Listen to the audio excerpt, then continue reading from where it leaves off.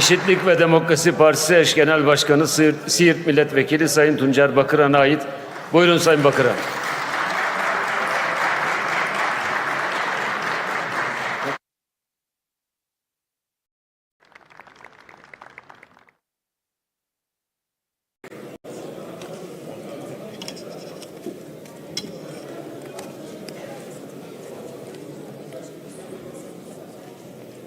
Sayın Başkan, Sayın Cumhurbaşkanı Yardımcısı, partilerin değerli genel başkanları, grup başkanları, kıymetli milletvekilleri, değerli misafirlerimiz, değerli halklarımız, hepinizi saygıyla, sevgiyle selamlıyorum.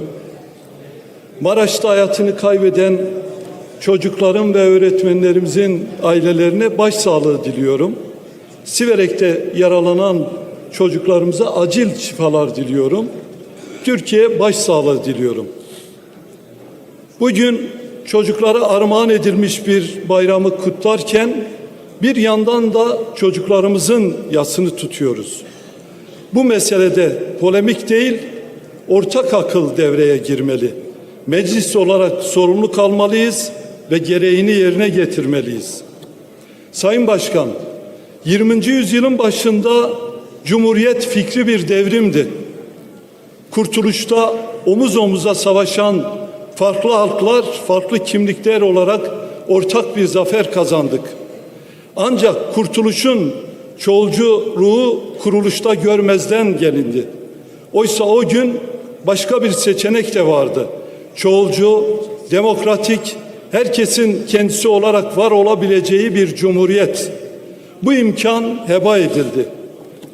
Cumhuriyet tarihte donmuş bir rejim değildir. Cumhuriyet çağın sesini duyan, halkların taleplerini karşılayan, kendini yenileyen bir rejimdir. Her kuşağın yeniden güncellemek zorunda olduğu ortak bir mirastır. Biz de burada, bu çatı altında Cumhuriyet'in çoğulcu ve demokratik nefesi olmak istiyoruz. Bu meclis 100 yıl önce Cumhuriyet fikrini esas alarak kurtuluş iradesiyle kuruldu. Bugün ise barış iradesi etrafında yeniden anlam kazanıyor. Takvimler 2026'yı gösteriyor. Ama bu kürsünün omuzlarındaki tarihsel ağırlık 1920'lerin ağırlığıdır. 1920'lerde dünya alt üst olurken bu topraklar kurtuluşu çoğulcu bir mecliste, ortak bir akılda buldu. Farklı sesler bir arada konuştu ve bu ülke ayağa kalktı. Bugün takvimler 2026'yı gösterirken yeniden o kavşaktayız. Orta Doğu yeniden şekilleniyor, dünya yeniden kuruluyor. Biz bir kez daha birlikte güçlenmekten yanayız. Farklılıkların birbirini ezmediği, birbirini tanıdığı bir zeminde buluşalım diyoruz. O gün varoluş silahla savunuldu. Bugün demokratik bir yeniden varoluşu müzakereyle, hukukla, cesaretle savunuyoruz. Değerli milletvekilleri, bir yılı aşkın süren barış ve demokratik toplum sürecinde Cumhuriyet tarihinde ilk kez siyasi partiler ortak bir sorumlulukla hareket etmiştir. Barış ilk kez bu düzeyde meclisin gündemi olmuştur. Bu çatı ilk kez barışın öznesi olma onuruna namzet olmuştur. Bu gelişmeler kıymetli ve tarihi gelişmelerdir. Bu ilkleri görmezden gelmek, tarihi görmezden gelmektir. 2. yüzyılda bir ilki daha gerçekleştirmek meclisimizin ellerinde. Demokratik bütünleşmeyle tamamlanmış Cumhuriyet 86 milyonun en hayati ihtiyacını karşılayacaktır. Cumhuriyeti kuranlar bir devlet inşa etti. Bize düşen ise o devleti herkesin eşit ve özgür yaşayabileceği bir yaşam adası haline getirmektir.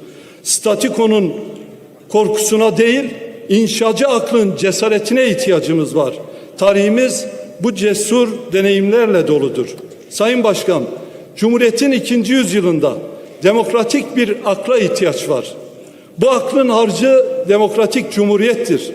Demokratik cumhuriyet ne devleti dışlar ne demokrasiyi dışarıda bırakır. Devlet artı demokrasi formülünü içerir. Türkiye sıradan bir ülke değildir. Enerji koridorlarının, ticaret hatlarının, korkuların ve rekabetin kesiştiği bir eşiktedir.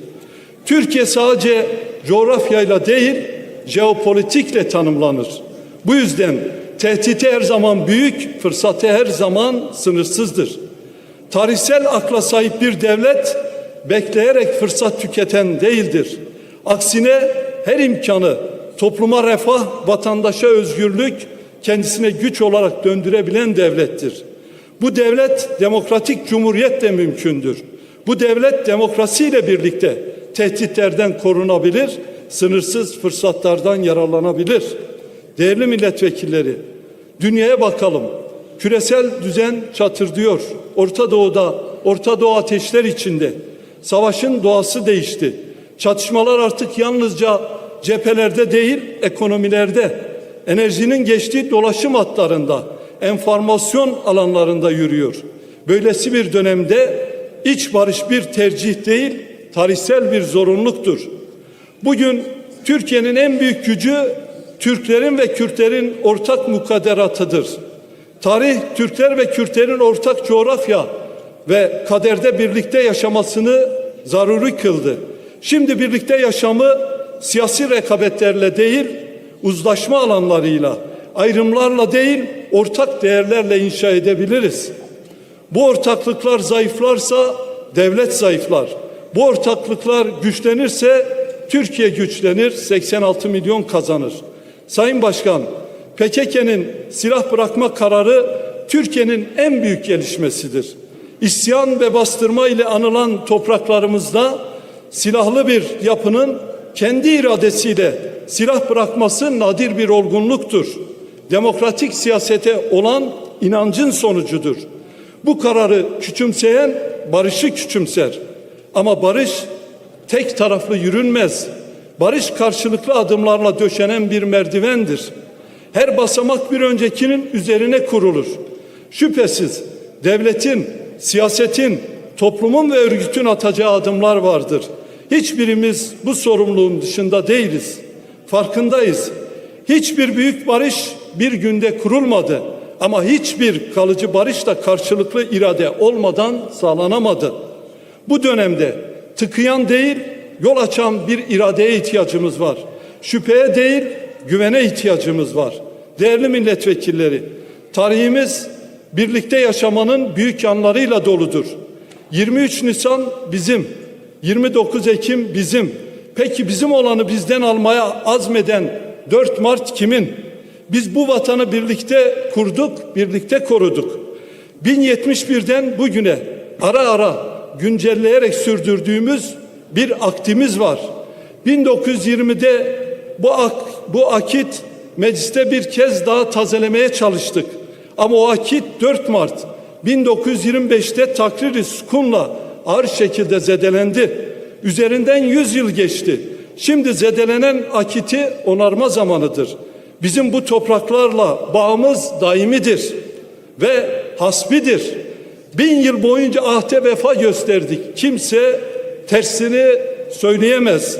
Malazgirt ortak kadere açılan bir kapıydı.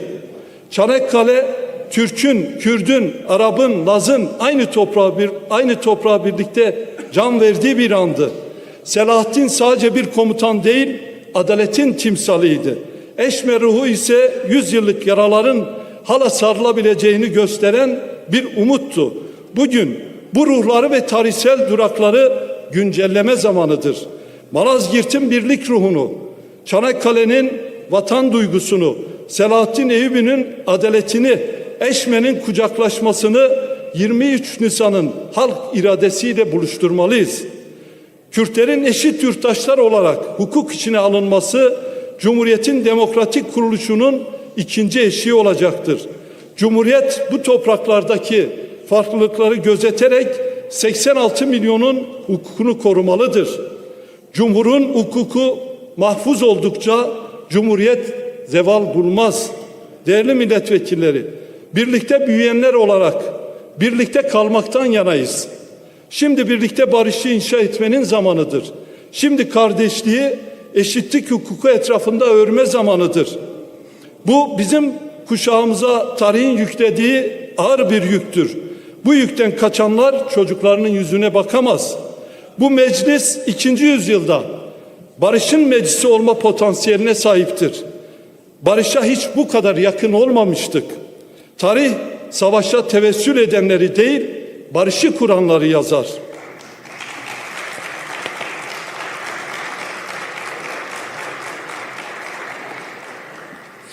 Meclisin huzurunda Sayın Cumhurbaşkanı'na da seslenmek istiyorum. Sayın Cumhurbaşkanı, barış ve demokratik toplum sürecinde ortaya koyduğunuz çözüm iradesine kıymet biçiyoruz. Sayın Bahçeli tarihi bir cesaretle Türkiye'nin önünü açtı. Sayın Öcalan 27 Şubat'ta yaptığı çağrıyla çözümün kapısını sonuna kadar açma iradesini gösterdi. Sayın Özgür Özel, Sayın Babacan, Sayın Arıkan, Sayın Davutoğlu başta olmak üzere muhalefet liderleri ve siyasi aktörler barış sürecinin yanında yer aldılar. Sayın Cumhurbaşkanı, barış şimdi ona vurulacak mührü bekliyor. İktidar olarak sorumluluk sizdedir. Süleyman sizsiniz, mühür sizdedir. Anaların barış duası. Tamamlayın Sayın Genel Başkan, buyurun. Millet hazırdır, Türkiye hazırdır, tarih hazırdır. Şimdi barışı kurmanın tam zamanıdır. Sayın Başkan ve değerli milletvekilleri, bu meclis barışı kuran meclis olsun. Bu onur nişanesiyle hatırlansın. Bu kuşak çocuklarına savaşı değil, barışı miras bıraksın. 23 Nisan yalnızca bir kuruluşun değil, bir yeniden doğuşun da bayramı olsun diyor. 23 Nisan'ı kutluyor. Hepinize sevgi ve saygı ve selamlarımı iletiyorum.